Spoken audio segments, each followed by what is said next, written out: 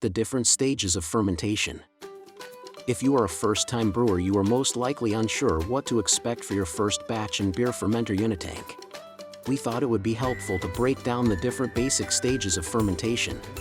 The first stage would be right after you pitch your yeast. You will get some action within the first 24 hours of pitching your yeast, but not a lot. And you won't see anything happen right away, so just be patient. The second stage is what is usually referred to as high krausen and is the most active stage of fermentation. This is during the first 72 hours of fermentation. So, during the first 3 days, you will see some good action in your beer and foam on top.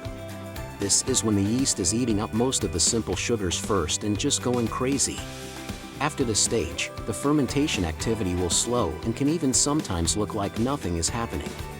But don't worry, those yeasts are still doing their thing. During this phase, they are breaking down more of the complex sugars, so they are not as active, but they are still fermenting away.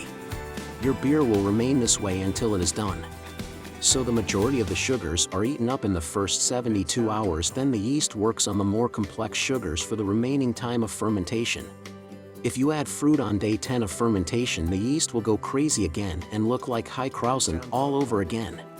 One more thing to keep in mind, the more fermentables you have in your beer, the more active of a fermentation you will have. So if you are brewing a big beer or something with fruit or added sugars, you will see a lot more active fermentation that you normally would.